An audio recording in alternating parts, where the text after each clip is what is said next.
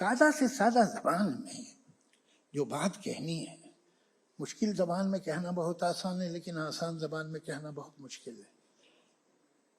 क्यों ना जैसे फेरा, ये देखिए अभी ये जो भी गीत गाया गया था, इसका ये एक अंतरा मुझे इतना दिल को हिलाता है, मैं जब भी सुनता हूँ, हजारों बार सुना होगा मैंने। घायल मन का पागल पंछी उड़ने को बेकरार, पंख है कोमल आंख है धुंधली, जाना है सागर पार। ये क्या है? ये हो ही नहीं सकता कि लिखने वाले ने दिल से ये बात महसूस नहीं की हो। वो शब्द जिंदा ही नहीं होते हैं जब तक वो जो लिख रहा है उन शब्दों को महसूस नहीं कर रहा। ये कमर्शियल राइटिंग नहीं है, ये राइटिंग है और लिटरेचर है। मैं कौशिक साहब आपका धन्यवाद भी करना चाहता हूं और मैं आपको बधाई भी देना चाहता हूं। आपने जो काम किया है कि इस किताब को साहित्य अकेडमी में छपाया, इसमें आपका धन्यवाद इसलिए करता हूं कि वो शायर, वो कवि, वो गीतकार जिसके न जाने कितने गीत हमारे दिलों में आज भी गूंजते हैं, आपने उसकी किताब छापी। और मैं आपको बधाई इस बात के लिए देना चाहता हूं कि आप इतने मैच्योर हो गए हैं कि आपको पता चल गया कि ये कितना बड़ा शायर। हमारे मुल्क के इंटेलेक्चुअल्स का बहुत बड़ा प्रॉब्लम है, उन्हें अपने इंटेलेक्ट पे भरोसा नहीं, आपको है। एक ब्रिटिश नेशनल म्यूजियम में एक हॉल है, बहुत बड़ा हॉल है, उसमें शीशे की टेबल है, शीशे की फ्रेम्स उस पर रखी हैं, जिसमें शेक्सपियर से लेकर you name any English poet और राइटर, उसके मैन्युस्क्रिप्ट, उसकी रफ कॉपी, उसकी छोटी छोटी लिखी हुई पर्चियां किसी वजह से वो रखी हुई। शेक्सपियर का एक कोई प्रॉपर्टी खरीद रहा था, तो उसमें जो उसे क्लॉज चेंज करवानी थी, हाशिए पे वो चेंजेस भी उसने लिखे हुए हैं। वहां ऑस्कर वाइल्ड भी है, वहां शॉ भी है, वहां ब्लेक भी है, वहां कीट्स भी है, वहां बायरन भी है, वहां वर्ड्सवर्थ भी है। हर राइटर, हर पोएट वहां है, एक ही हॉल। उसी हॉल में एक और टेबल है जिसकी शीशे की फ्रेम में पॉल मैकार्टनी का यस्टरडे रखा हुआ है, लिखा हुआ उसके हाथ से। मैं सलाम करता हूं उस कौम को जिसे अपने ऊपर इतना भरोसा है कि वो पॉल मैकार्टनी पे भरोसा कर सकती है।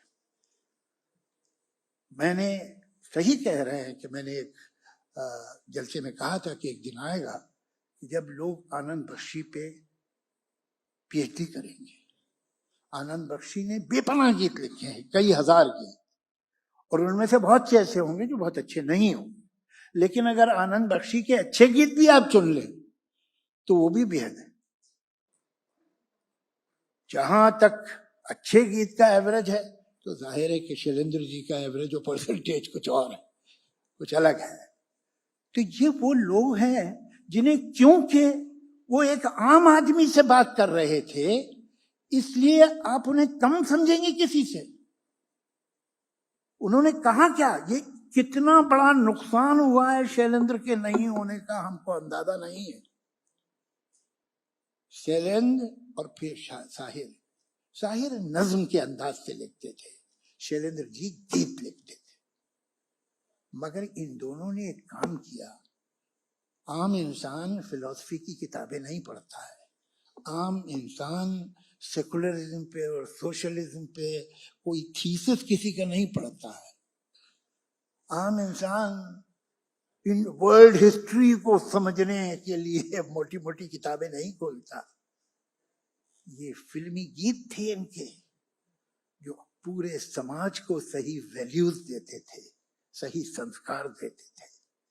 किसी की मुस्कुराहटों पे हो निसार, किसी का दर्द मिल सके तो ले उधार, किसी के वास्ते हो तेरे दिल में प्यार, जीना इसी का नाम है। मुझे ये थॉट या ये सबक पिछले 25-30 साल के किसी गाने में बताओ, एक गाना बताओ कि इसमें था, दूसरे शब्दों में था मगर था। वो जो गीत कई लोगों ने कोट किया है, मुझे खुशी है कि किया है। मुझे मालूम नहीं था कि इतने लोगों को याद है कि आलू टमाटर का साग, इमली की चटनी बने, रोटी करारी सिके, घी उस पे असली लगे। ये लाइनें वो आदमी लिख ही नहीं सकता जिसे मालूम नहीं हो कि भूख क्या है। वो लिख ही नहीं सकता।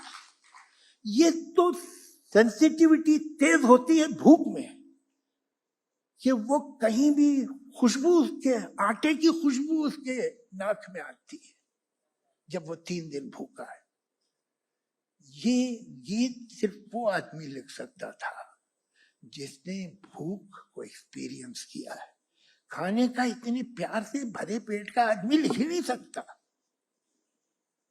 इतने गीत, छोटे से घर में गरीब का बेटा, मैं भी हूं माँ के नसीब का बेटा, रंजो गम बचपन के साथी, आंधियों में जला जीवन बाती, भूख ने है बड़े प्यार से पाला। ये तरह तरह के आप गीत देखिए उनके कि कहाँ बाकी एंटरटेनिंग फिल्म बन रही है, सब कुछ हो रहा है, उसके बीच में शैलेंद्र जी कैसे चुपके से सही वैल्यूज आप तक पहुंचा रहे हैं। ये मैं public philosopher, he was not only a गीतकार, he was a public philosopher।